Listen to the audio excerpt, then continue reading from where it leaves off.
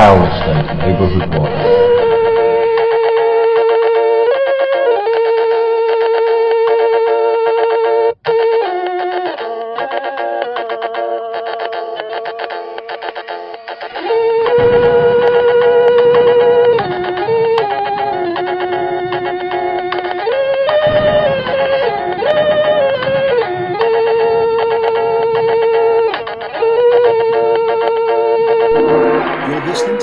State Neighborhood Watch, Doctor Who podcasting in the community. This week we're taking a walk down memory lane and a quick ferry trip over to 1987 to explore some daddy issues of galactic proportions. Yes, we'll be discussing the 8th episode of the first series of the Who revival, Father's Day. As ever, I'm your Who host Grant, and I'm joined today by my fellow Who host Father Time Graham. Hello. And Papa Bear Matt. Hello. Hello.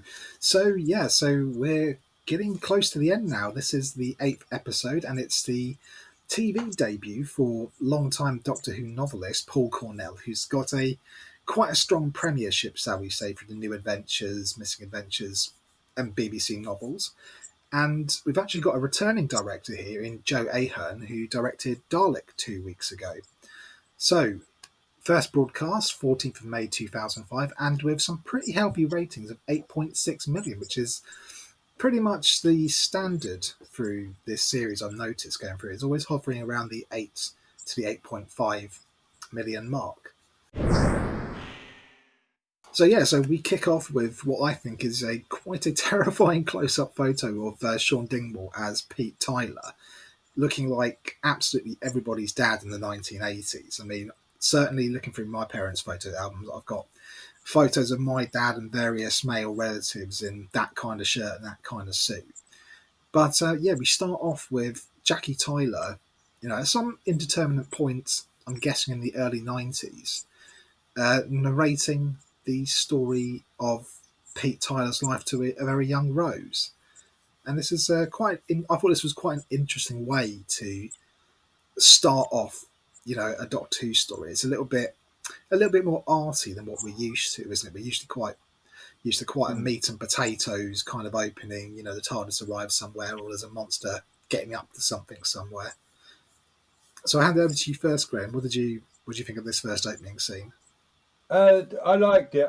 Was this the first kind of voiceover we'd had on this series? Because I know Rose done a few voiceovers by the end of it, didn't it? Yeah. It did feel when I watched this the first time that it was something very different to what we'd had.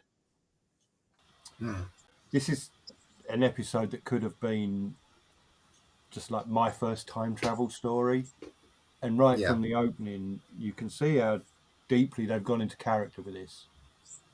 Oh, definitely. And so it was always going to be more than that. But I really like this scene, and I'm waffling, so I'll pass you over to Matt. Well, stylistically, I wasn't that taken aback by it. I think the new series had established its own style quite well by this point. So I think I was already used to this sort of story being a part of Doctor Who now. I mean, also we'd had more of it in the New Adventures and the like. This sort of more perhaps introspective stuff. So I think if you were following. If you'd followed the sort of the non-TV stuff. Yeah, I never did. That might be. Yeah, that's the point. Yeah. That might be why I saw it as a bit more new. When Doctor Who went off the air, I'd stopped watching it for several years. So I was not even aware of the New Adventures books. This is the first I knew of Paul Cornell. Oh, really? Yeah, I'm a very naive fan in 2005, really. Right. Well, that's interesting. I've only recently discovered how far back his involvement went, because I bought some old DWBs and he's a regular contributor. And he's quite involved in DWAS stuff back in the 80s, because he's a little bit older than us. So I think he was sort of doing this stuff earlier, if you like. Yeah. I mean, if you look at some of those fanzines, in the late 80s especially, you start I browsed through them, you really do start to see certain names who are going to be fairly important in coming years. So you start to see like your John Blooms and Paul Cornells and stuff like that. Hmm. And Yeah, I especially mean, even like looking at. Did he ever do any of the audio visuals? Was he don't know. involved? No. I'll find out when the time comes. I presume it will say who wrote them while I'm listening to them. But it's very different to the old series, obviously, as a lot of what we've seen is. But it's such an obvious one to cover. Why, the Doctor always has human companions. Why haven't we done this before? Really, because it's an obvious one. Everyone wants to know something about their past, and Yeah. you'd think that would have been the thing they'd have all asked him by now. No, that's very true. Yeah, that's a really good way of looking at it. I mean, I found it.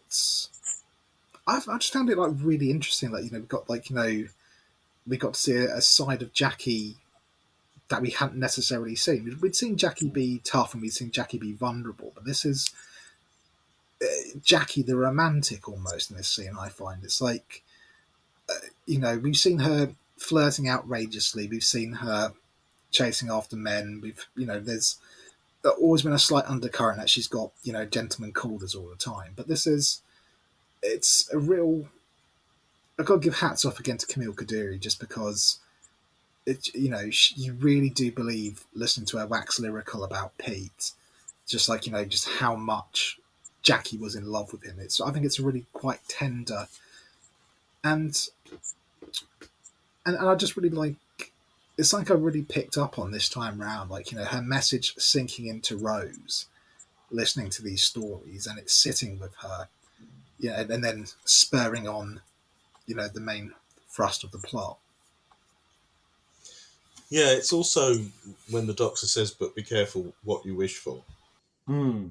In that Yeah, his absence has perhaps coloured Jackie's views, Jackie's memories, and they've been definitely. passed on to Rose, who now has he's obviously not a bad bloke, but Rose now has a very skewed view of him, and it's going to be Mm. undone by events to some extent. Yeah. Do you think she's just putting it on a little bit for Rose because she knows Rose never met her father, and she's Yeah. just giving her a golden view of it, And it's like, Yeah, you don't really know whether she was genuinely that's how she felt about Pete, whether this is what she feels her daughter needs to hear.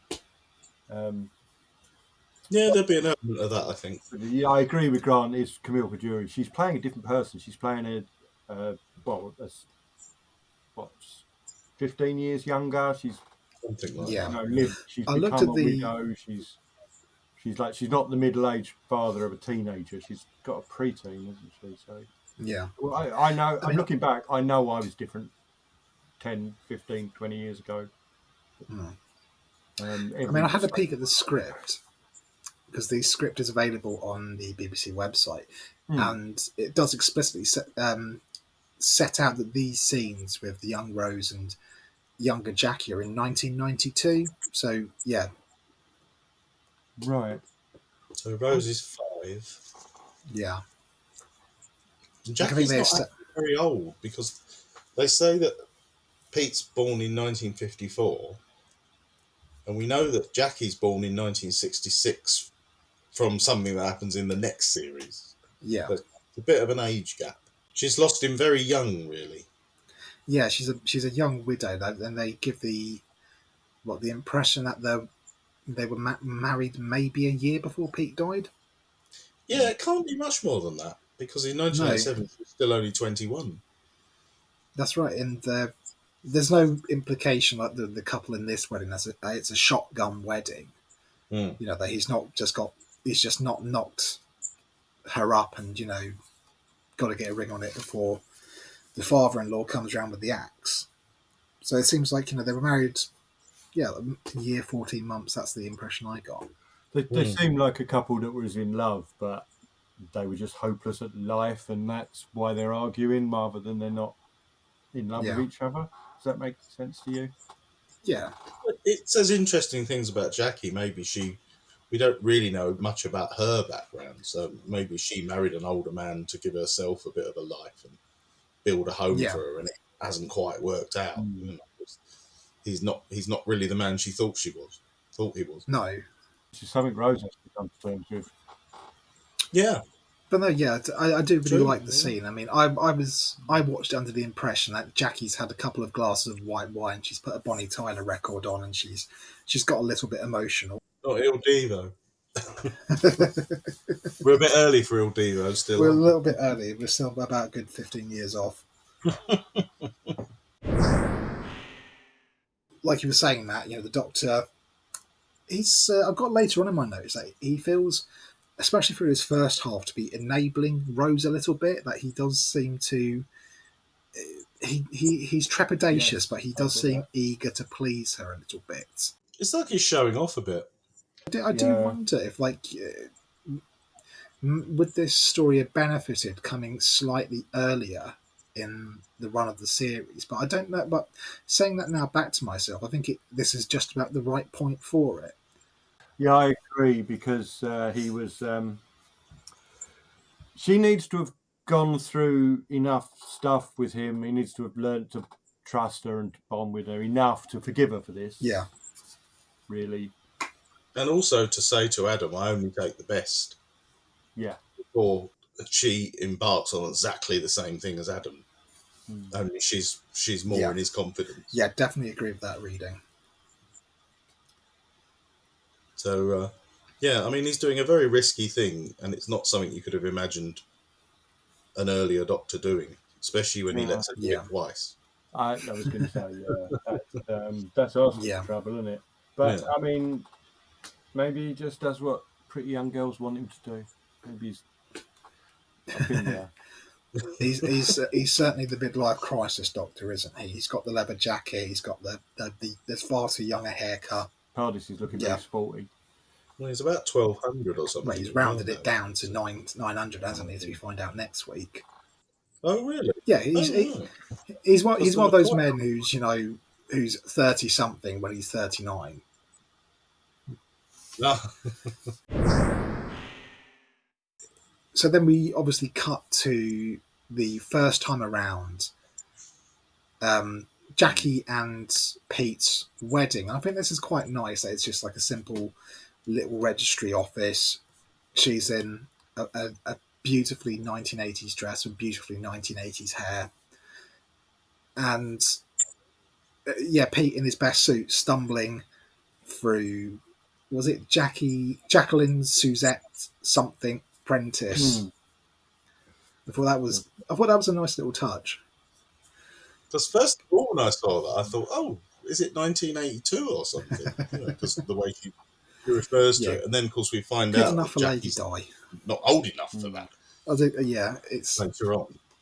Or it should be, I suppose. But it's nice to show their sort of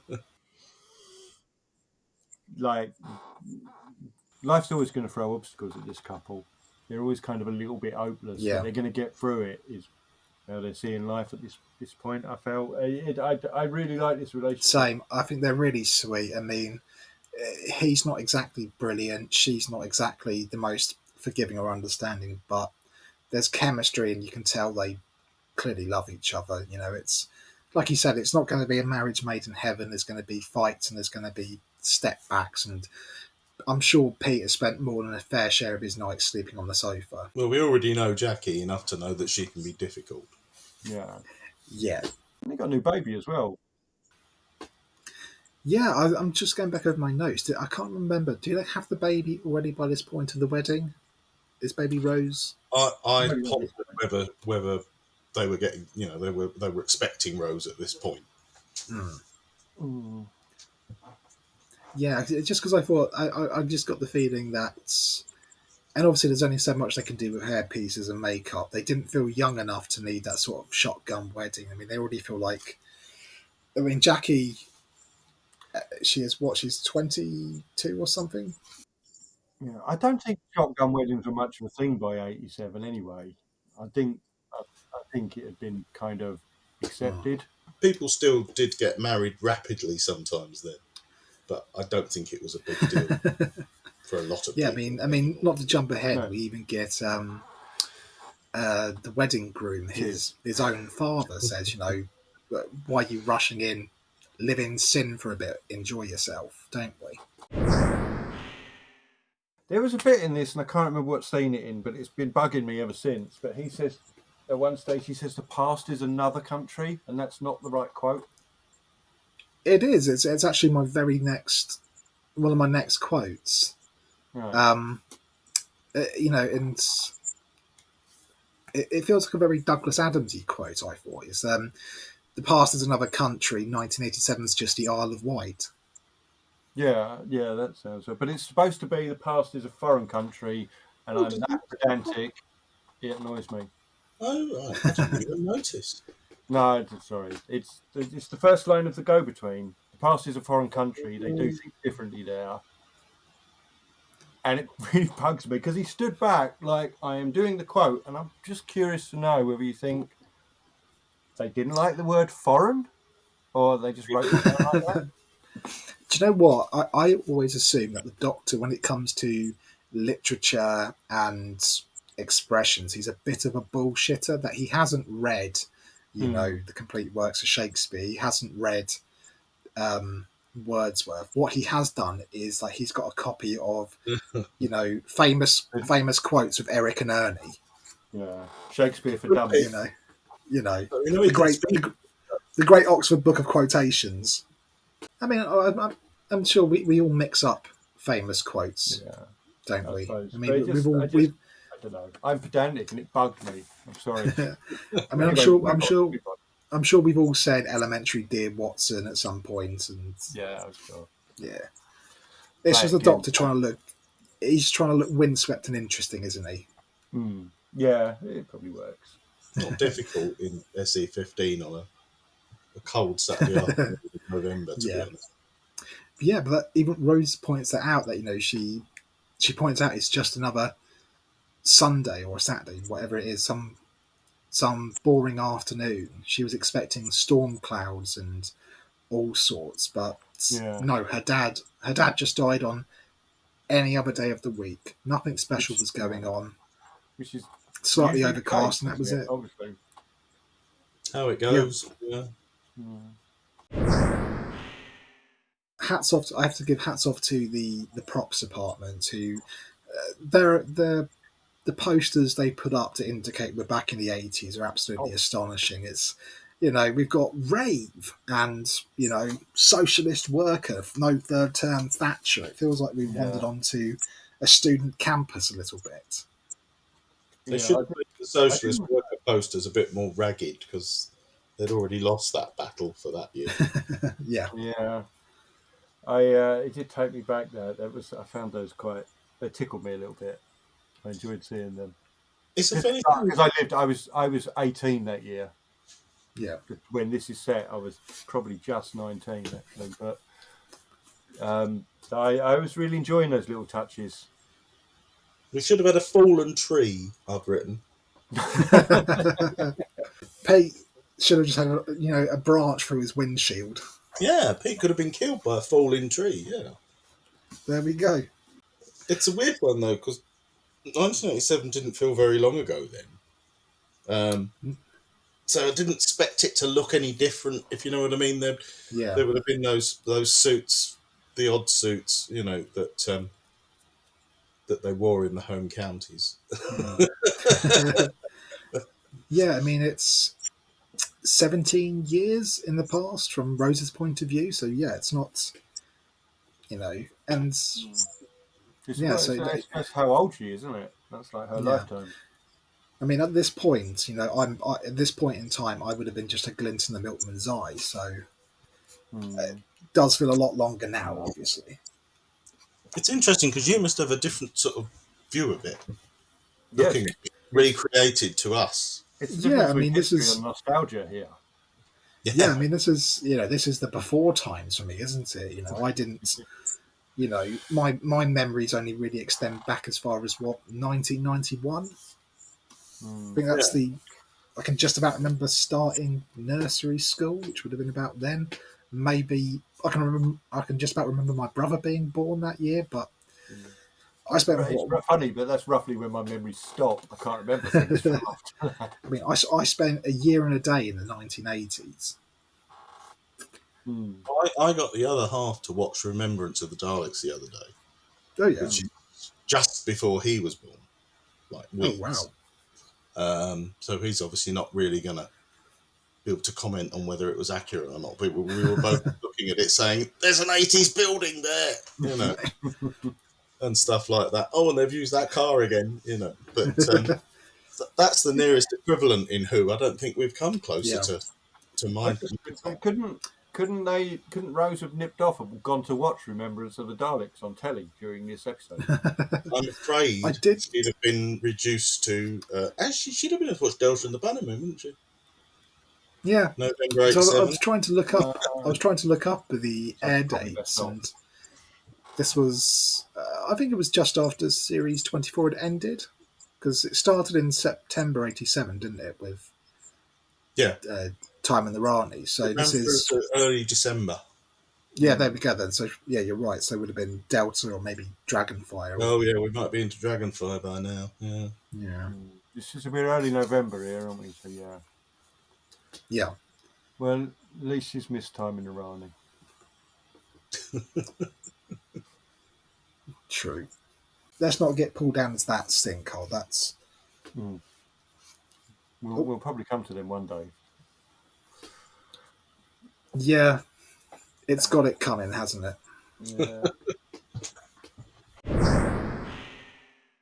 So we're at the point now where Rose and the Doctor are ready to watch Pete's final moments, and it is quite tender that Rose has to turn away, that she loses her bottle right at the end of it. And we just get that kind of sickening crunch, the bang, the vase smashing on the roadside. Yeah, and she freezes, isn't she? She's there to go and be the person that Jackie wished had been with him. And she just can't do it. But, I mean, that's no surprise, is it? This is a dad who she's never met, and the only time she's ever seen him, that happens. So, well, she's probably frozen, having watching him arrive and everything. She's probably just caught up in that, I would have thought. Yeah. So she's never seen him in reality before. She's never seen him move. You know, she's never heard his voice. Yeah, and it's a huge difference when you think about it. You know, when you don't necessarily think about it on a everyday basis until you look at it in this context as this sort of narrative. This is something about this episode I love. The fact that emotion got in the way and they had to kind of come round again. It says something about Rose's feelings and how she feels, but it also shows you something about the effect of this time travelling.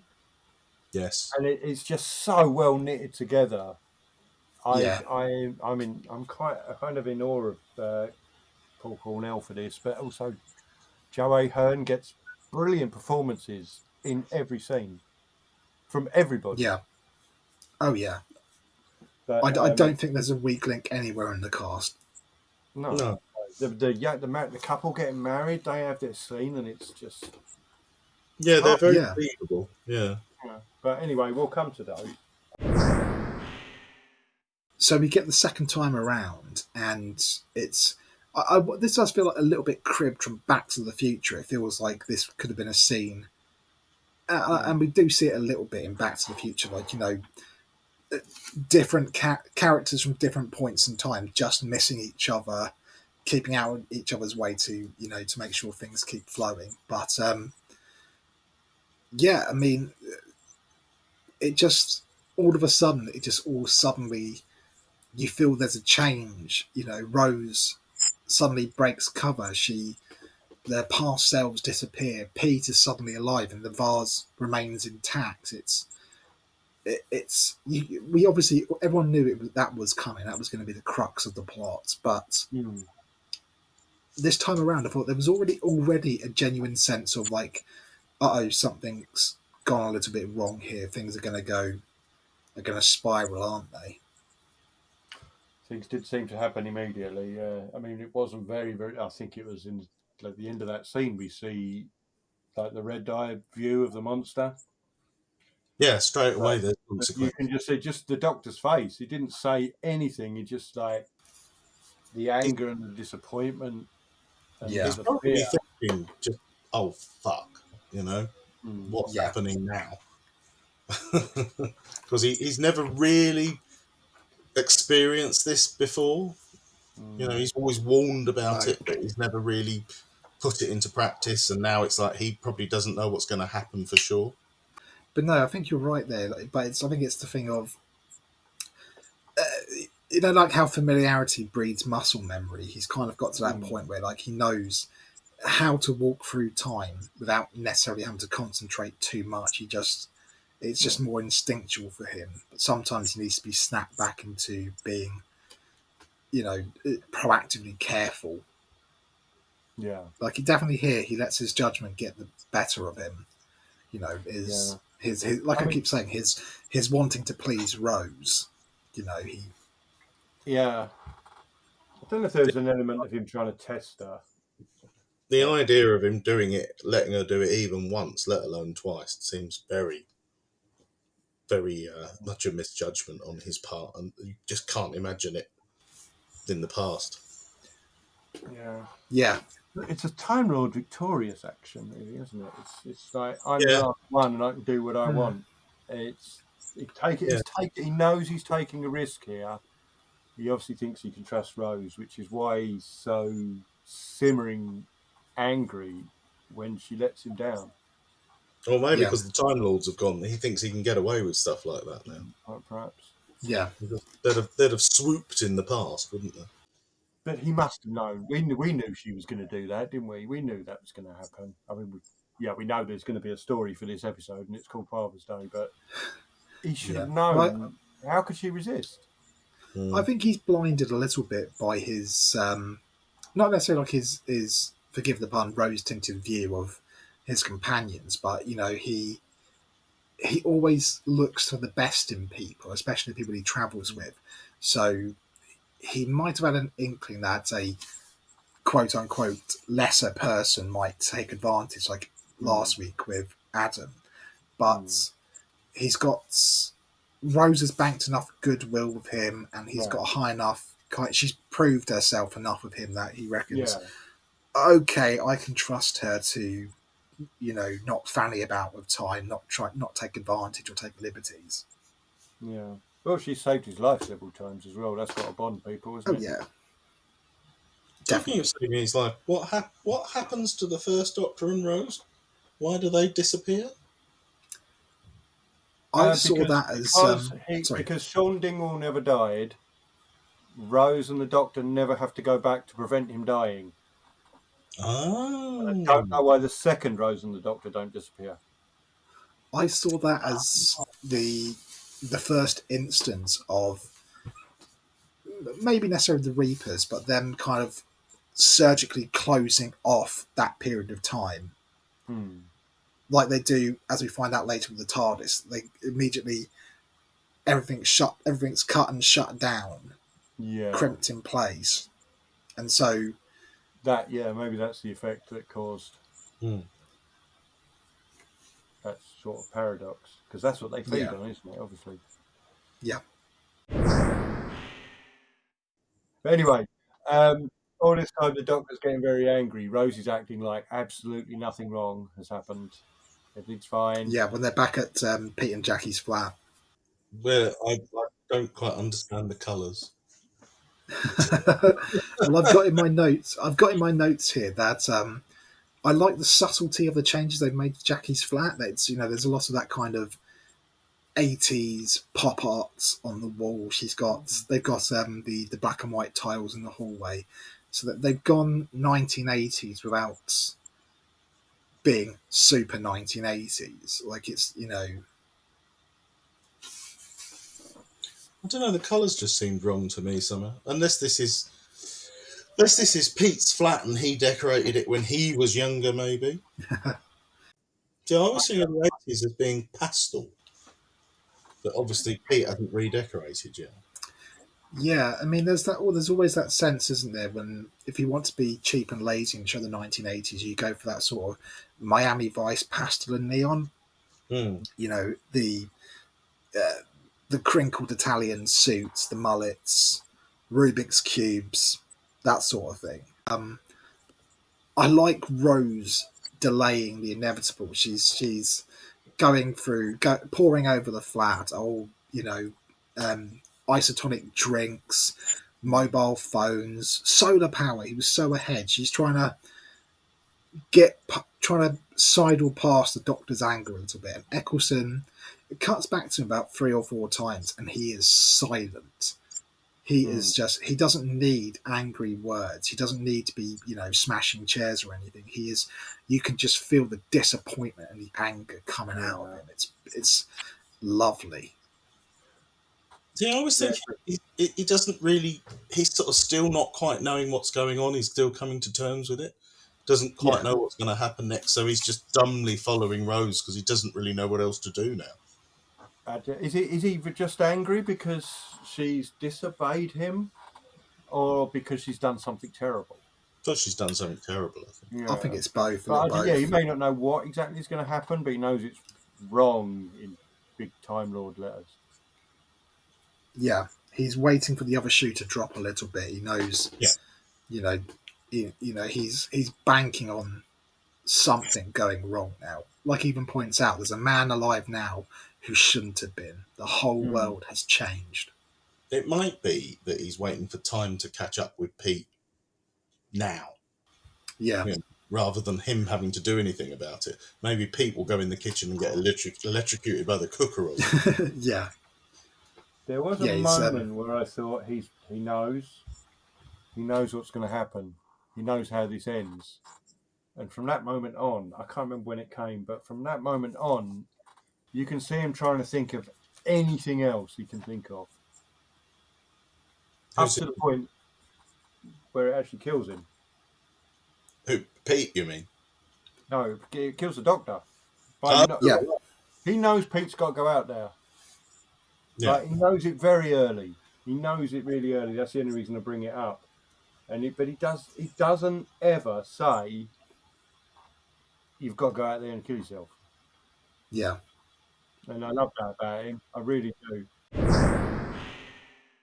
I've got in my notes here that, so it's nice that we get the callback to Rose, that, the Doctor twigs that, hang on, you weren't too interested when I offered you a spaceship, but when I offered you a time machine, you suddenly changed your mind. Have you been? And it's nice to see that doubt in him. That has he been played all this time? Has Rose been?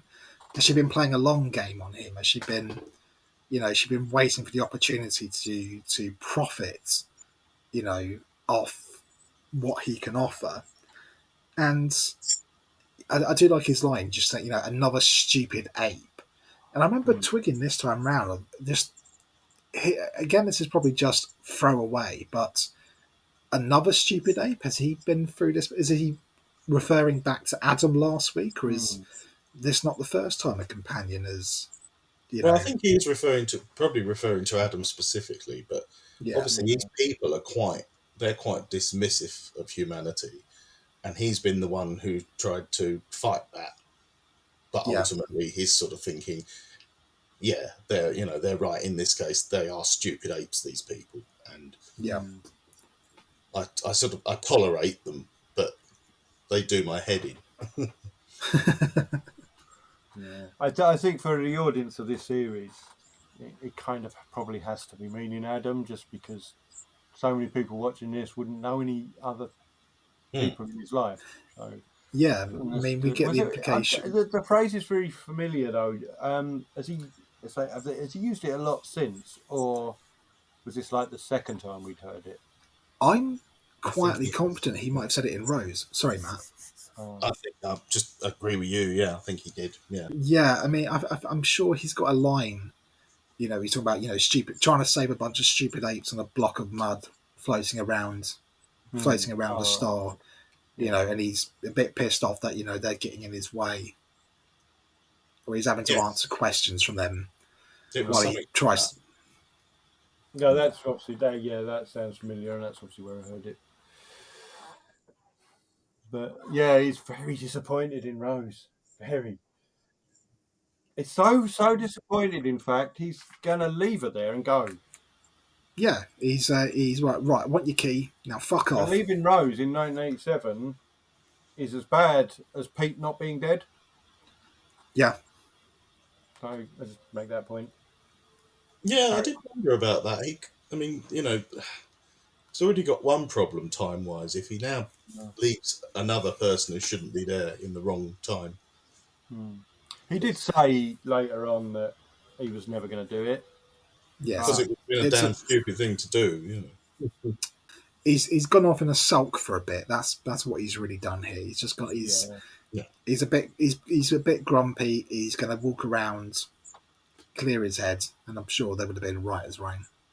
So she's gone all teenagey at this point, hasn't she? This is a sign of we don't often see of how young she really is when she starts saying all that. I know you're sad and you'll be waiting for me and Yeah.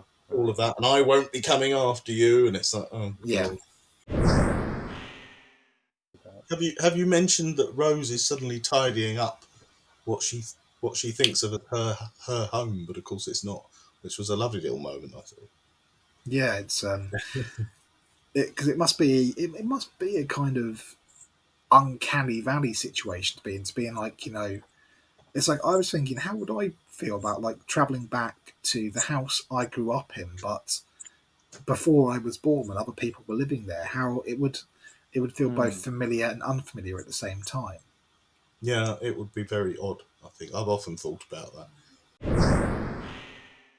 So just to cut back to Rose's argument with the doctor, I mean, I do, like you were saying, like, she is very much a teenager, and we're very much aware that she is a 18, 19-year-old girl at this point still, because I think she's rather cutting when she says, "For once, you're not the most important man in my life," and you have to wonder if there's like a little bit of truth to that. That the doctor does, like, the doctor in every incarnation does have an ego, maybe a well-deserved ego, but that must have stung a little bit.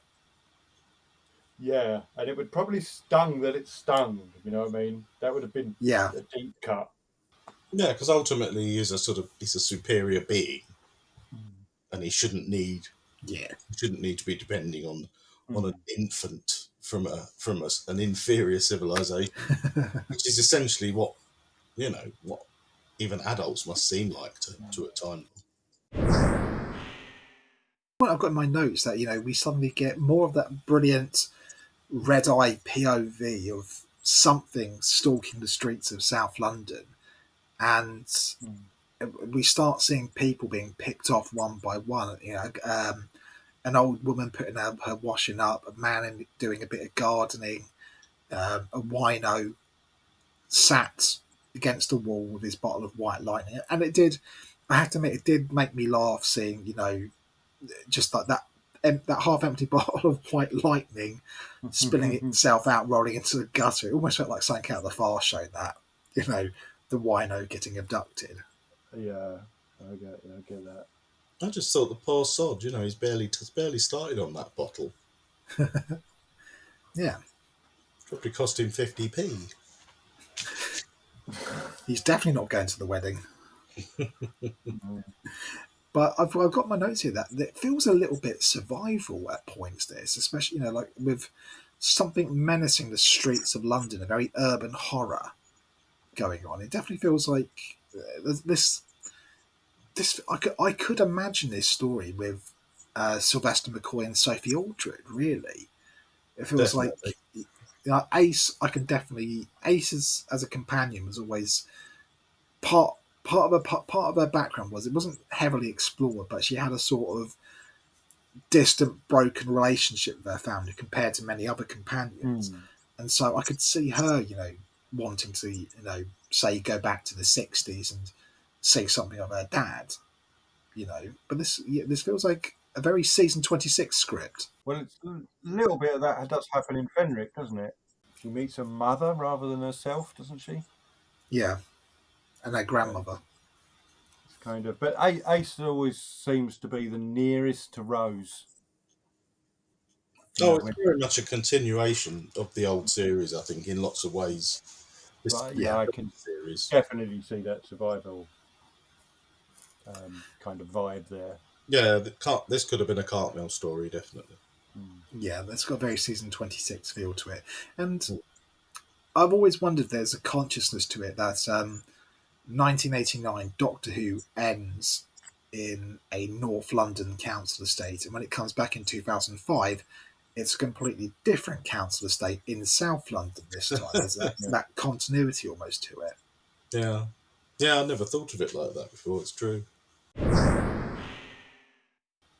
I was going to say I found it quite a scary moment when he finds the Yes. TARDIS as a shell, because Yeah. not only has he lost his planet and everything, and now something's gone badly wrong, but he hasn't even got a way out now. He's lost home too. Yeah. I'd completely forgotten this part was in the episode. Yeah. But it's the first part of the episode where we've seen the Red Eye view stuff going on. He knows something's going to happen, but he hasn't seen anything yet. And then, his face is like the worst possible thing for him, isn't it? Yeah. The brick suddenly drops for him. He's like, oh shit, something ain't right here. Then the first thing he does is run and start calling Rose. And I'm not quite sure what he's thinking there. Yeah, because it's quite a while before he actually catches up to Rose, so he must have gone quite a way away from where she was. I've got a point about that I'd like to circle. Let's put a pin in that, because I'll circle back round to that in a little bit. Okay. But I got a bit of trivia. I'm sure I saw it in Doctor Who Confidential, but they very tightly frame the open reveal to show the inside of the TARDIS, because they actually turned the TARDIS walls inside out to get that effect inside the TARDIS of the wood panelled walls. Because inside the actual prop itself, it was just the guts of the prop. Yeah, there was you would have seen bits of plywood attached to the window frames. Where the lighting would have gone in, bits and cables.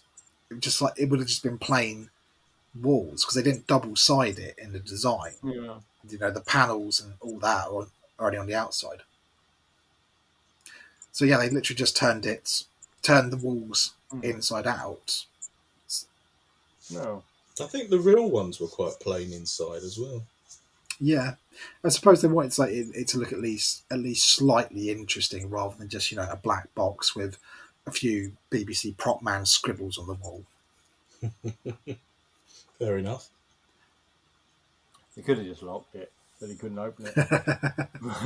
but I did really like this. I liked just opening it and seeing it as we kind of always know that it really is. It's only a TV show. It's just a box. Yeah. And his face when he sees it, it's just just drains full colour. I find it a really nice scene, but everything in this is good. Oh yeah, this is. I at this point I just want to say, I just enjoyed myself from start to finish in this. I didn't want it to end. I thought this is definitely for me the highlight. I know I've said it before, but this is the best episode of the series so far, in my opinion. It's very consistent pace, isn't it? It really throws you straight into the story, and it doesn't stop until it's over. And I think it's quite a simple story. Yeah. Even though it's got complicated time mechanics in it. Yeah. So they do just concentrate on the people, and as I've said, you get brilliant performances from everyone, and the writing is great. So absolutely, if you were to have to write this up for a program guide, it would be very easy to write up. You could just do it in a couple of sentences. Yeah. There's so much more to it than that. So at this point, we now cut to Rose and Pete on their way to the wedding, and we begin the slow deconstruction of the Pete myth here. That he's a bit of a Dale boy figure. He's not the go-getter businessman Rose has been led to believe he was. He's a bit of a rogue trader. He's a bit dodgy, bit off the back of a lorry, no questions asked kind of guy, always looking for some angle of his own to exploit. And it's nice to see Rose start to get a more 3D impression of who her dad was, rather than just Yeah. Jackie's slightly tipsy memories. I like that Rose can use the Del Boy reference. They both understand what it means. Yeah, it's nice though, isn't it? Yeah, it's, I liked because I think we all come to this sort of understanding about our mums and dads at some point, that they are not superhuman; they are real people. Yeah, Yeah, it's like, but we all learn that a bit younger, don't we, than those was? I think. yeah. Well, We it's all worse reach for a Rose point. because she's been told how wonderful he is time and time Yeah. again. Hmm. You know, and now she's finding out he really wasn't. Careful what you ask Yeah. for. Exactly. Yeah. Yeah, because she's because of the tragic circumstance of his death, she was never really going to get a fully rounded, opinion from anyone. I'm guessing, Pete's mates, aunts and uncles, grandparents. Because I'm guessing she must have, she probably knew her grandparents on Pete's side. Yes, she probably got conflicting ideas about him. Jackie's parents Yeah. might have been a little bit. He was a waster, and his own parents, like Mum and Jackie herself, saying how wonderful he was. Yeah. Because I get the feeling that he died relatively young in a tragic act of fate.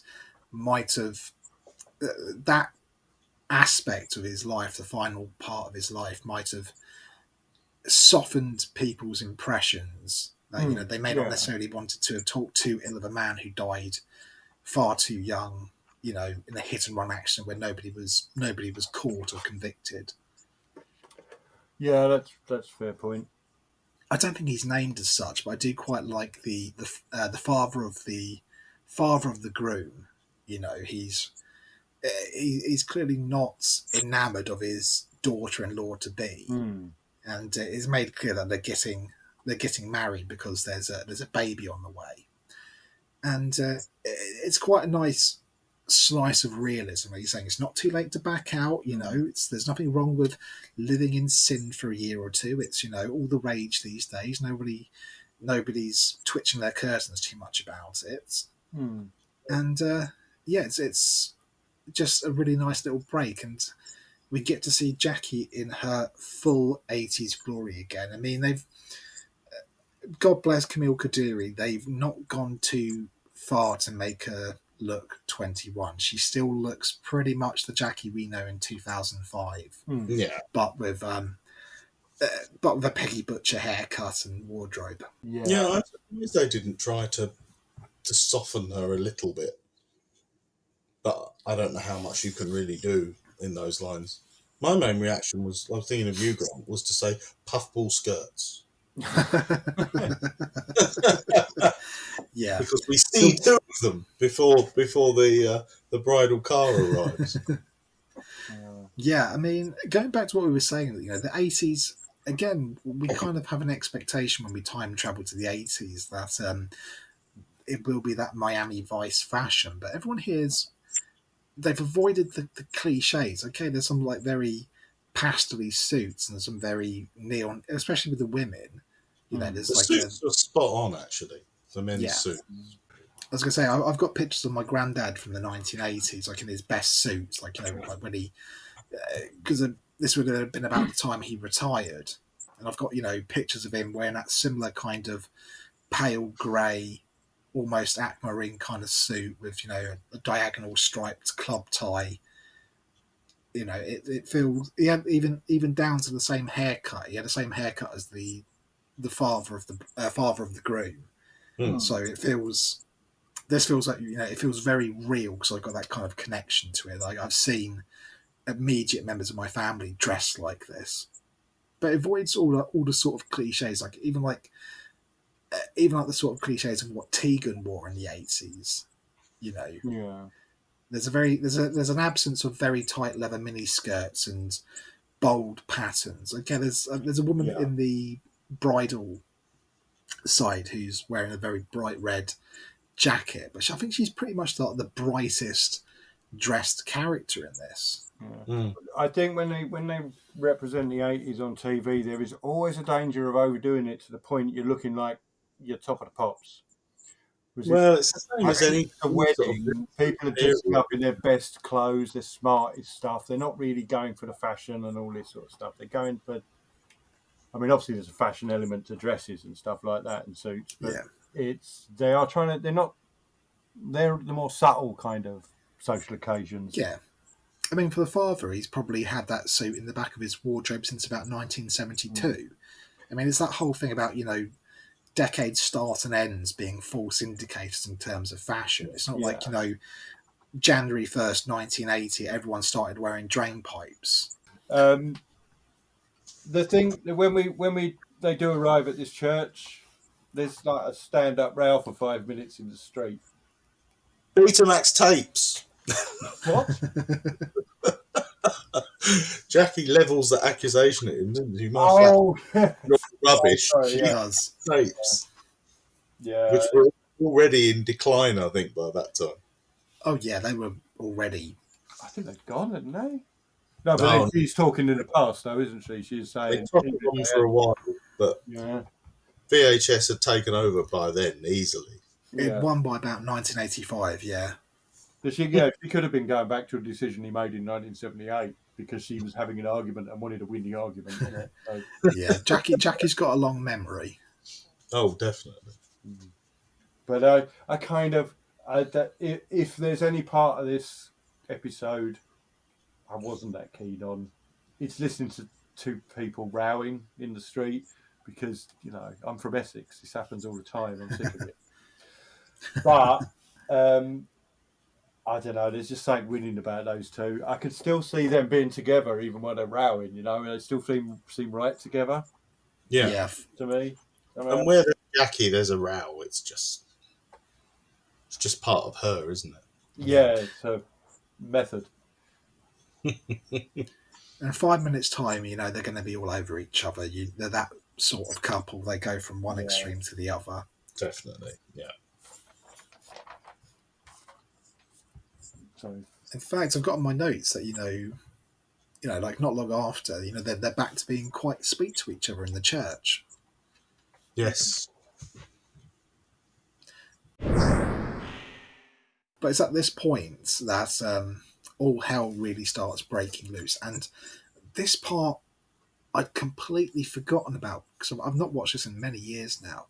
But the young boy who we later learn is Mickey, noticing slowly that the children are disappearing from the park, and then what I'm guessing is either his nan or his grandmother or his mum, sorry. That you get that wonderful shot of her pushing him on the swing. He goes on the upswing and he comes back and she's gone. I think this is absolutely horrible because we know that, as we know from a few minutes' time, these monsters aren't abducting, taking them away. They're eating people. Mm. So we've now got that very real implication that children are dead. Small children have died. Mm. And it's a real. I think this is possibly one of the grimmest. That to me is a very grim thing to have, a very grim and very Doctor Who thing to do. It's very. Yeah. I thought that was a darkness I'd forgotten was in this episode. My note was gruesome smiley face. I think these are great monsters. I think they really are. They're pretty much unstoppable. There's at one point in the church they say there is just this church left in all the world. These things have not decimate the planet because that's only 10%, isn't it? You know what I mean? These creatures have destroyed this planet. I thought they were really cool. It's a great concept, as I thought as well. The idea that something immediately appears to start sorting out time. I like the way they cover the victim and then munch on them because it's like what you can see what's happening, but you can't see it. So it's grim, isn't it? They can, they couldn't have done that if you'd have seen any of it, could they? No. Yeah. So I thought they were a great monster and brilliantly rendered. They still stand up today for me. But I do love the shot of the swing going. Mickey's mum just disappearing Yeah. And you Yeah. can see it. Although I did think for the first time today watching it, I was thinking, imagining the poor actor running out of shot quick before the camera pans back. Yeah, it's all done practically. It feels like, to me, that feels very Hammer horror, doesn't it? It feels like something we've walked into The Omen or something, or some British 1970s horror film. Yeah. It's got a, It is good to have like kind of just such a brutal monster, because they're not given that much time in this. They need to come in, scare us, and then lead us worried back to the church. And they come in, they are just there to eat you. That's it. There's no conversation. There's no threatening. There's no gloating. It's just like, here you are, I'm eating you. no maniacal laugh, nothing. They're monsters, plain and simple. I've got a point to make here. This is a geography point, because I made a note of this. So when the Doctor is walking back to the TARDIS, we get a very clear shot that the street sign the TARDIS is parked next to is Walterley Street, SE15. And I noticed because we realised things are a bit amiss when young Mickey runs around the corner, and I noticed the street sign behind him is, again, Walterley Street, SE15, giving the impression that the Doctor has parked the TARDIS, about 100 yards down the road from where the church is. And yet the Doctor seems to come in from the other side of the church, like he's gone the long way round. It felt like a really, really funny little bit of, I guess he might have been running all over the area. He may have ran. He probably went back to the flat. To find them at the flat. But it just felt like, suddenly it made it all feel very small, and I thought I got all confused by the geography there for a second. It's taken the Doctor 25 minutes to run from one end of the street to another. It's just the liberties that TV takes, I suppose. So we get a first come up. Oh, yes. Rose screaming. Oh, yes, I hadn't noticed that. That's a very good point. Because she's not a screamer. And looking at the Reapers, to be honest, I'd wet myself. They look fucking terrifying. They are monstrous. Yeah, because they've got that second set of pincers and everything, haven't they? And the teeth like a horrible spider eating. This is the point in my notes where I wrote, the Doctor knows what to do now, but he won't do it. Yeah, he's already figured it. Yeah. That's a very good point to make, Graham. A lot of extras, unfortunately, buy it, in the standing around outside the church. And I don't know if it's because I was watching this with headphones on, but there's an awful crunch to them when they get devoured. You can hear bone breaking, and it sent a shiver up my spine just listening to it. I love it. I don't think Doctor Who ever goes far enough. Well, when I say ever goes far enough, I think this sort of gruesomeness is rare in this show. Well, they've had their fingers burnt in the past, haven't they? Yeah. I think they've probably got the level right in the new series in terms of violence. I think this first series is they obviously didn't know where to pitch it, and they kind of pitched it in a little bit of a safe space, and this is kind of the real pushing those limits they've given themselves. Yeah, it reminds me a bit of, funnily enough, the last Joe Ahern story, Dalek, with the brutal torturer getting his head crushed by the Dalek plunger, which I think we all said at the time was, absolutely horrible in its execution. Brilliant to watch, but absolutely gruesome, monstrous thing. I think, as ever with Doctor Who, it's what you don't see that's scary. Yeah. I think Pete's working it out as well already. What's going on? He started with some odd things Rose has said. She called him Dad, obviously, at that point, and he's working it out as well, isn't he? He's just obviously a lot slower than the Doctor. Yeah. What I've written is Pete too clever because he works an awful lot out from. And I was going to say, like, we've seen a lot of negative traits and from Pete. Like we've learned that he's a bit of a chancer. He's maybe not made the best business decisions. He's possibly fooled around on Jackie a bit. But I think it's like just a nice trait that he's not an idiot. That he is in his way. He's quite clever. He's quite bright. That he can get all these pieces, thrown at him, and he can actually put a bit of a puzzle together.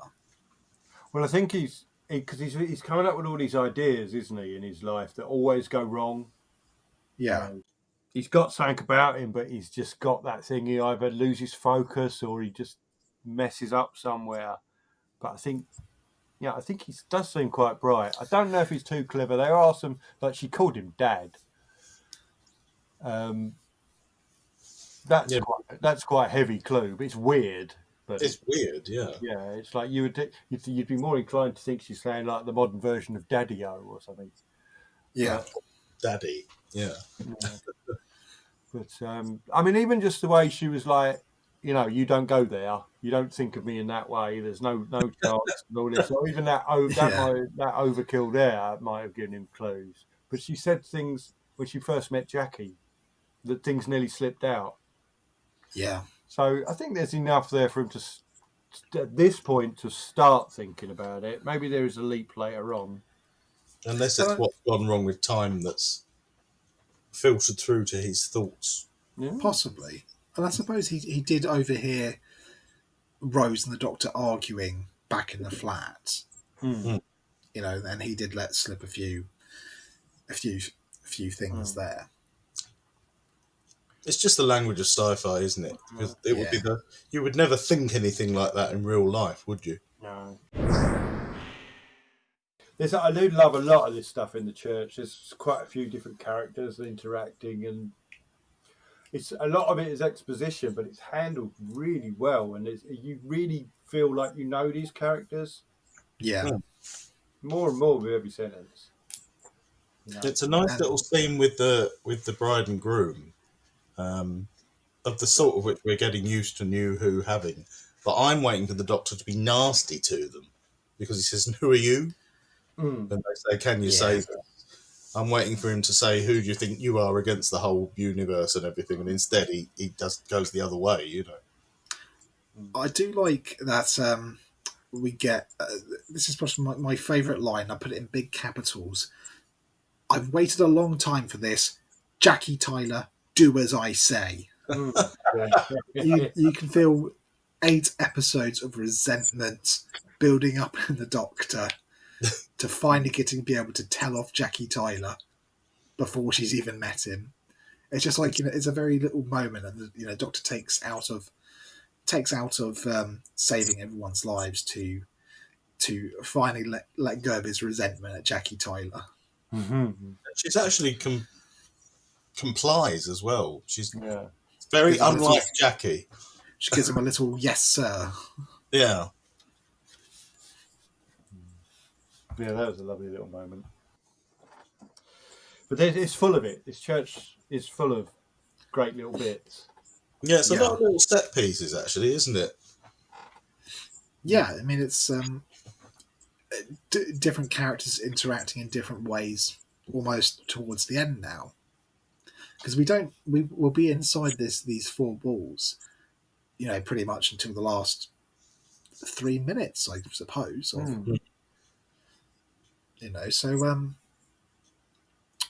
So yeah, but we do get this absolutely horrifying establishing shot of the abandoned car, and they really drive home that it's affected children. We get to see the abandoned pram that's been tipped over, a kid's bike on its side with the wheel still spinning, and like what looks to be like a little girl's shoe, and it's and I think we even in the background see people being chased down the street by these monsters. It's absolutely they've really put some work into this, and it's just we're in Doctor Who does horror territory, which is always a real pleasure to go into when it's not just sci-fi. I mean, Doctor Who does horror as well, It does it so well. Hmm. And now, because the next note I've got is the car stuck in the time loop and Pete's slow realization that Rose is his daughter. It's just really nice seeing him being able to work out, and he works out that she is his little girl from some time in the future, rather than whatever his thought's been going on. You know what I found quite interesting, because I enjoyed them both.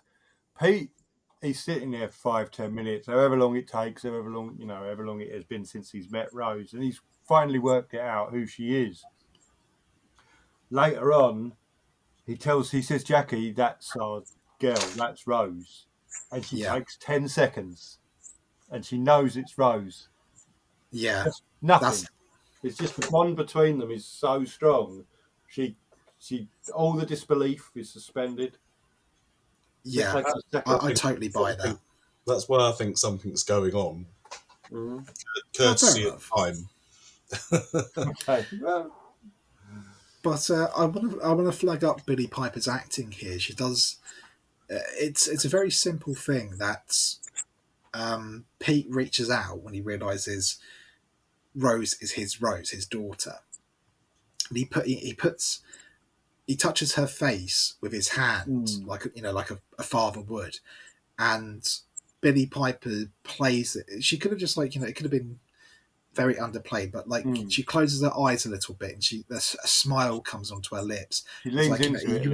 You realize this is like the first time that she's felt her father's touch, and she's just and just for the moment she's committing that to memory. You can see it in her that I've never heard my father's voice. I've never felt his touch. This is something she's going to in a sense savor. And I thought it's just really nice of her just to do that. It's just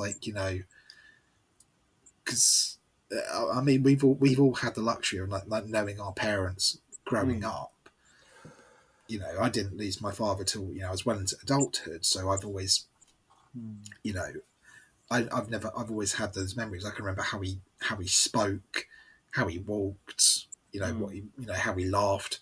Rose has none of that, and it's just a real nice moment, just like seeing her indulge herself in that. Just that's something you get the feeling Rose, she's always going to remember from now on.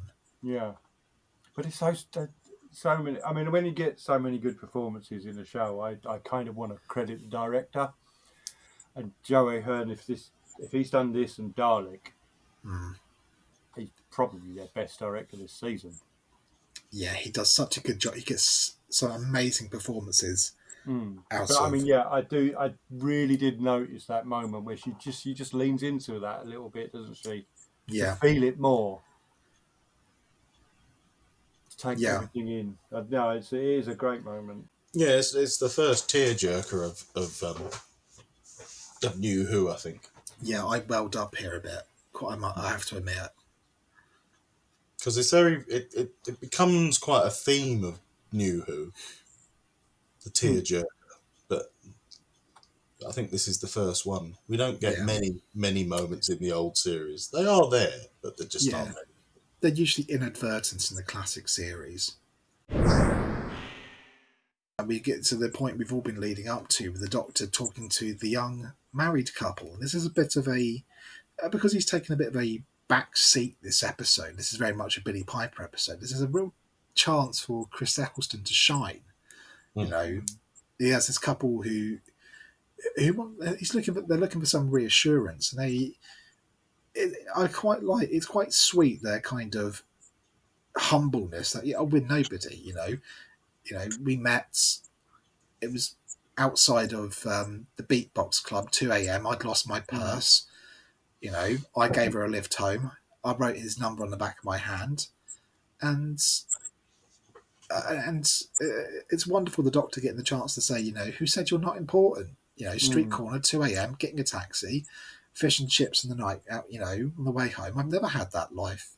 That's it's always nice to see the Doctor. He's seen all these amazing wonders. He's seen stars born, stars die. He's looked out across, the Earth's distant past, Earth's distant future. He's seen 1,000 sunrises on 1,000 planets, but he's he sees just as much beauty and wonder in a young couple in South London in love.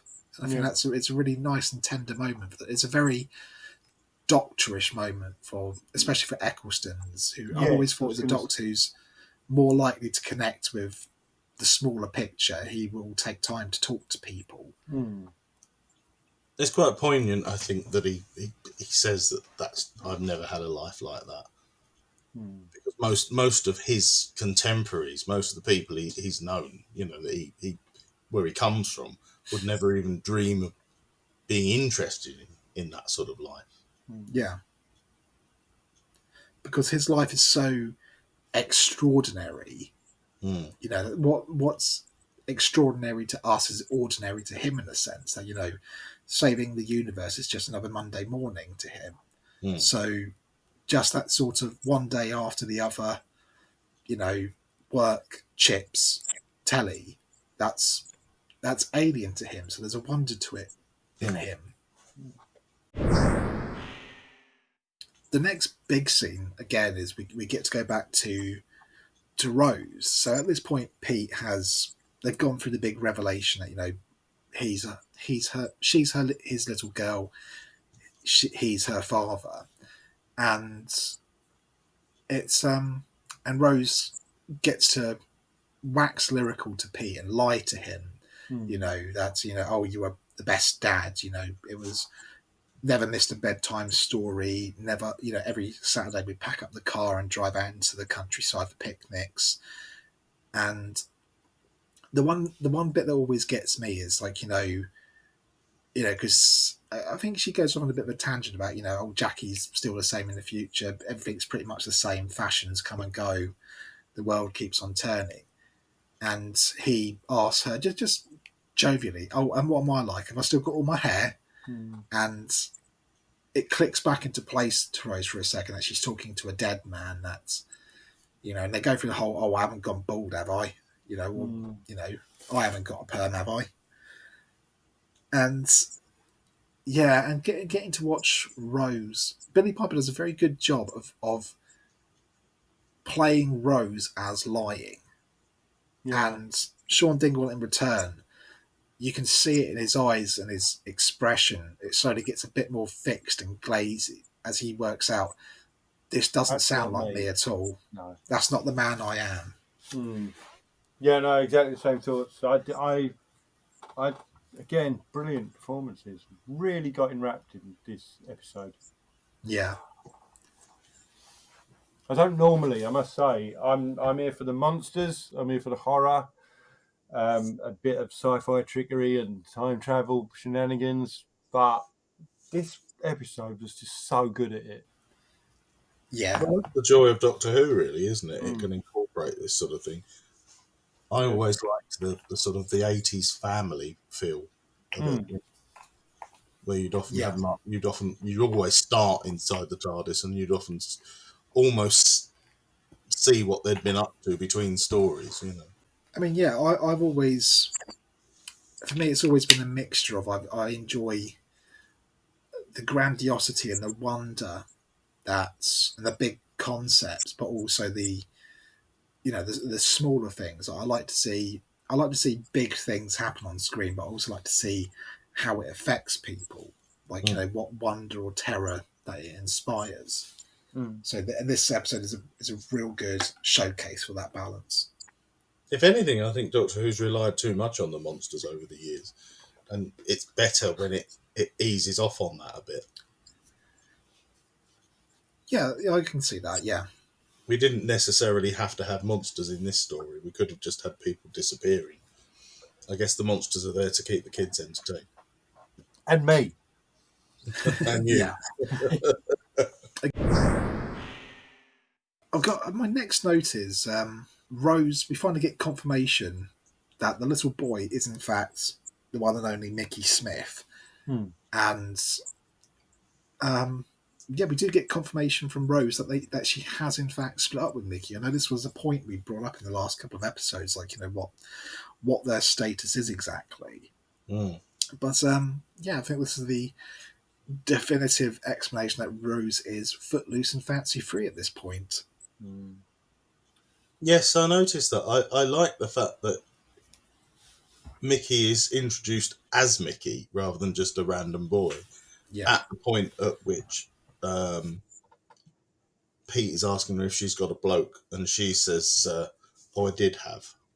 And straight away you hear Mickey's name mentioned because he runs in, yeah, which is lovely, I think. Little bit of yeah. karma. And it does explain Mickey's sort of separation anxiety. Yeah, I love that line. That like he's the way he clings. Oh, and Yeah. then she says, "I didn't recognise him in a suit." At this point, like, you know, a lot of my notes are really just like just quotes, because the dialogue in this is so beautiful. It's like, Jackie doesn't know. Would you trust Jackie? Jackie doesn't even know how to work the video. I showed her how to work. I showed her how to work it last week. Yeah. Oh, fair point. Yeah, it's great, isn't it? Yeah. It's, Yeah. and I think when we next come on to the Doctor lecturing baby Rose, and I think this is quite a fun little bit. Now, Rose, you're not going to bring about the end of the world, are you? You're not going to grow up to, cause complete chaos and destroy everything. And even the little line of, yeah, Jackie gave her to me to look after. Oh, yes, that was quite sweet, that, Yeah. wasn't it? Yeah. Yeah, so Eccleston and Piper, they're doing a very good job of there's still some frostiness and tension to Rose through all of this. He's still a little bit miffed that she's caused an incident, and but they do make up quite nicely, and I think there's a bit of a running parallel here, the Doctor and Rose both being either orphans or without family, and I think that's a nice parallel to draw between them, that they've got that level of commonality on some level. Yeah, perhaps. Yeah. It's not a huge factor in their dynamic, but it's something there at least. Well, she's sort of given him a new sort of sheen to his life, a new dynamism, because he's been travelling on his own, miserable as hell. Yeah. So that's he probably feels that he can't be too unpleasant to her, despite what she's done. Yeah, he lives a bit vicariously through her, I think. But yeah, so the Doctor and Rose, they make up and they're all happy clappy again. And at this point, Rose reaches into the Doctor's pocket and pulls out something hot. Okay. Jeanette, isn't it? It's a second line. Sorry. It just is. I never really understood what was actually going on here. Yeah, she sort of mumbles the line, doesn't she? Yeah, like, why is the key doing that, and why does that make any difference? But I don't know if it really matters that much. Well, it's a link with the TARDIS, isn't it? Yeah, but Yeah. It's like, I don't really. It's like part of me really wants to find out what's happening there, because I didn't hear what you said. I'd never hear what they say. But the TARDIS is coming back and the key's glowing is all I kind of really need to know. Yeah, it's connected to the TARDIS, which we understand is the interior, at least, is cut off in some unsubstantiated other area outside of wherever the Reapers have done, and this key is somehow connected to it. Yeah, it's like they've separated a chunk of time and space, but they only took the outside of the TARDIS. They didn't take the inside. Yeah, I suppose because it's technically another dimension, isn't it? Yeah. I thought the TARDIS had cut itself off as a sort of self-defense mechanism. Ah, that's a good point. Interesting. I like that idea. Because it's done it once before, hasn't it? Although the Doctor made it happen for no reason at all, as far as I can see. Oh. So the TARDIS is coming back, but the Doctor doesn't get to see it, does he? No, he gives a speech about a rather a nice little speech about I can get this time machine back. I can pop in and bing bang bosh, everything back to normal. And even makes the point of saying that even the changes Rose has brought about, even things will snap back to what it was like before the Reapers, with the added benefit of Pete will still be about. Yeah. Does he really believe it at this point? Because he's or is he just like, oh, do you know what? This is going to work out. Maybe he doesn't know. I think it's a bit of a Hail Mary, yeah. Yeah, maybe he just hopes that's how it'll turn out. Yeah. I mean, he does say if this works, doesn't he? Yeah. So. But that's going to change Rose's entire life anyway, isn't it? Yeah. It's going to rewrite her existence, basically. It creates the paradox of why Rose went back there in the first place. Well, yeah. So it's to replace one paradox with another. But that's time travel storytelling, isn't it? You have to kind of... And you have to make it puts us in the position of, even if Rose, saves Pete, presumably she will also keep the memory of her existence, her Peteless existence, up to that point. Like, she won't change necessarily, which almost defeats the point that she will have saved her father, but she's still not going to gain memories of him growing up. Yes. So but it's all immaterial anyway, because what happens next? She picks the bloody baby up. She can handle the baby, and she hasn't got a lot of choice. Yeah. She did seem to me quite keen to take it, actually, for some weird reason. But... So he sort of presses the baby into her arms, doesn't he? Yeah. You're thinking, no. So the Doctor gets eaten by a Reaper, and I kind of... That's quite... We don't often get to see the Doctor killed, do we? No. Unless it's a robot duplicate or... I think we've been faked out a couple of times that we think the Doctor's dead or whatever, but... Oh, yeah, like Caves of Androzani, stuff like that. Munched by a monster. Yeah. I'm assuming it's eaten his entire time stream as well, which is why he can't regenerate. Oh, yeah, that's a good point. He might be regenerating in the belly of the beast. Well, that's not very clever, is it? Well, that's where all the bits are. Well, he doesn't get a chance to, because doesn't it immediately after fly into the materializing TARDIS and wipe itself out anyway? Oh, I might have not missed that. There's a couple. So I think there's a couple of Reapers in the church by the end.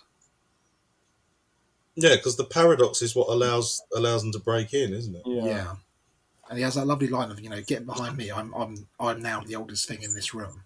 Yeah, I thought that was quite a good concept. The idea that the age of buildings would protect them from the Reapers. I didn't like anything about it being a Victorian reconstruction, but there you go.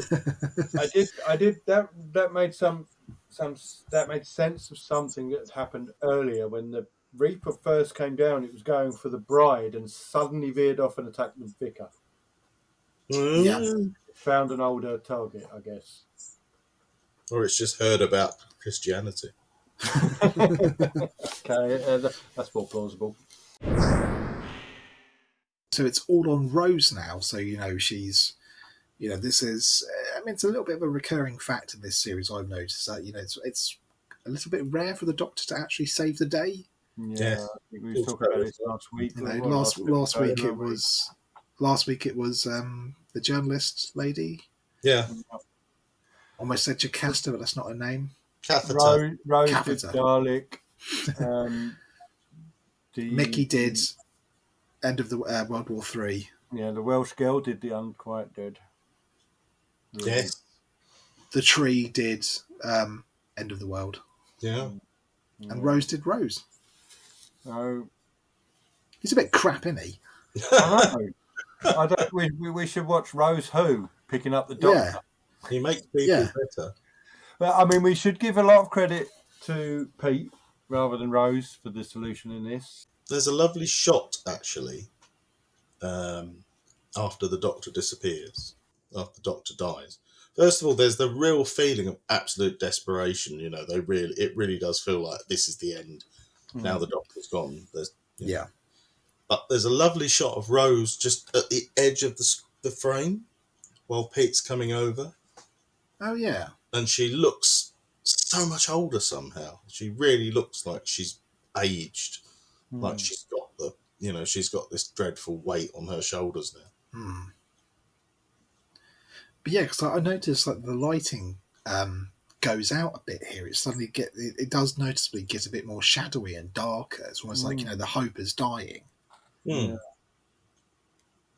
because they built it up quite nicely, didn't they? The sort of things starting to go wrong, the weird phone messages in the car radio changing, and the wind. Yeah. And how everything's suddenly deathly quiet. It wouldn't have worked quite so well on a sunny day, I think.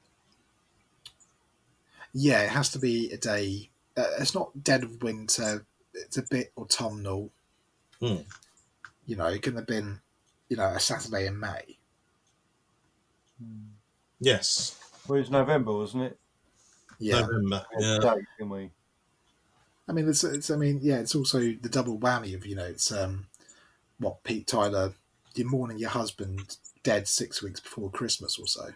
Oh, yeah. Yes. Yeah. This is possibly Rose's first Christmas, and Yeah, it would be her first. Yeah. Yeah, it's grim, that, isn't it? Yeah. Yeah. Buried just in time for the tree to go up. Yeah. Christ. But yeah, Pete realizes the Doctor's backup plan. Like he's known this from the start. If plans A, B, C, and D fail, the only way he's going to save the day is pushing Pete in front of a car. And it's a bit of. And Rose has said this a few times, and this has actually made me well up the most and feel the most reflective. It's like she boils it down to saying, "My daddy," and there's just something. Just using that word rather, than dad or father or whatever, that just causes, I think, such a rawer emotion, because I suppose, in a sense, before you're old enough for someone to be your dad, they would have been your daddy.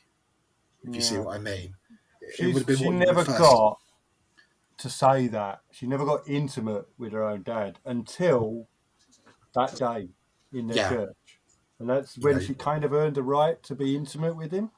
Yeah, and call him daddy rather than you're my father or my parent or even dad. Yeah, I think father, dad. It's More just a step more removed. Yeah. Whereas daddy's almost primal, I would say, for what it sounds wanky about it. Yeah, it's what you'd cry out in the night after a nightmare. Yeah. You unless you were Jacob Rees-Mogg, then you'd probably shout out Peter. Papa. Papa's too European for him, isn't it? I mean, this last scene of the adventure, anyway, is just it's horrible to watch, but it's brilliant. Yeah, it's very sad.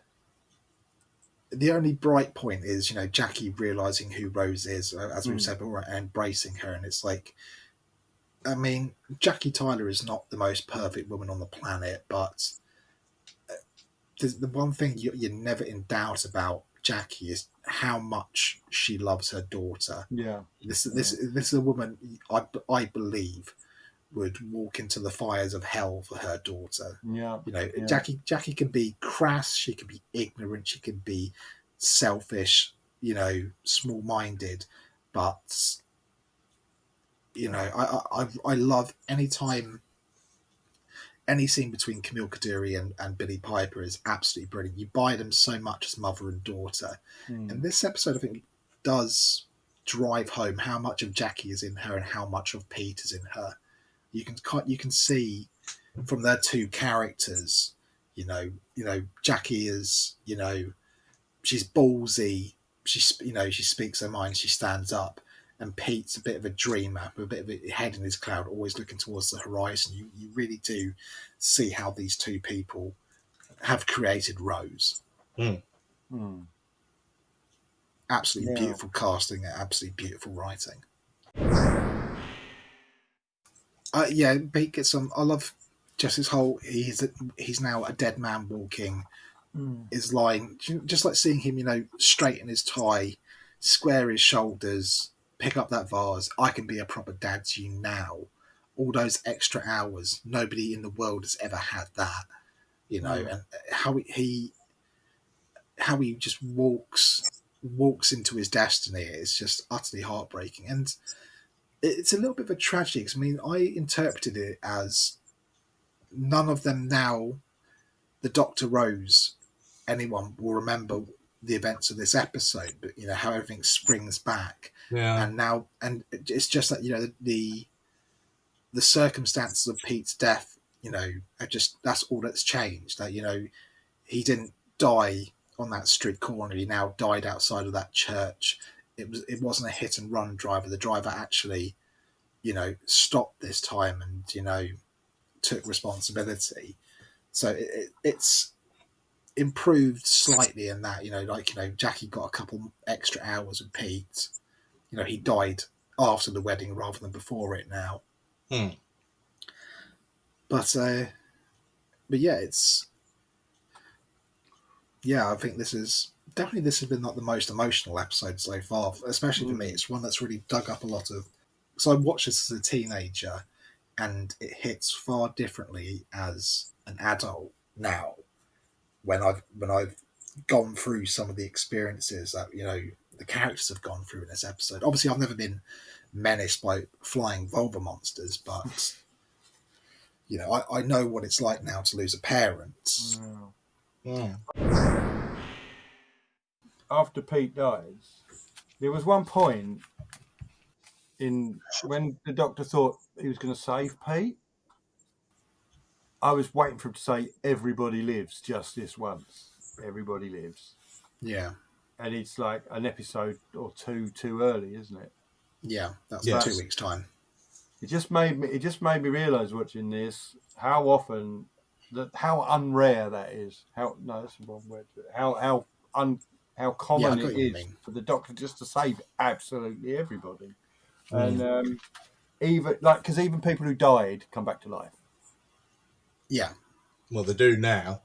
Except for Pete. So everybody didn't live in the end, did they? It's a story that basically ends the same place it began, really, isn't it? Yeah. Even the dead man gets an extra couple of hours. Yeah. He gets 2 or 3 hours they didn't have before. So the net benefit is up. Or did they never exist in the first place? That's a point. Good point, yeah. Are they just off in their other dimension, can't get through? They exist until they are no longer needed. They're back on the dole queue on Monday.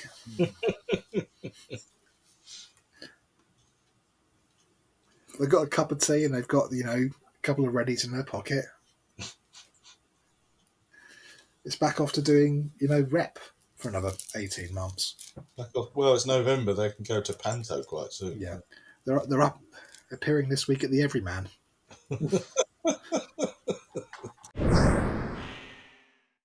So yeah, I think we've pretty comprehensively covered our thoughts on Father's Day. So there's not much left for me to say, but you've been listening to the Powell Estate Neighbourhood Watch. I've been your host Grant, joined as ever by Matt. Goodbye. And Graham. Bye. And a happy Christmas to you all at home. We'll see you in 2025. Next time, The Empty Child. The Power State Neighborhood Watch.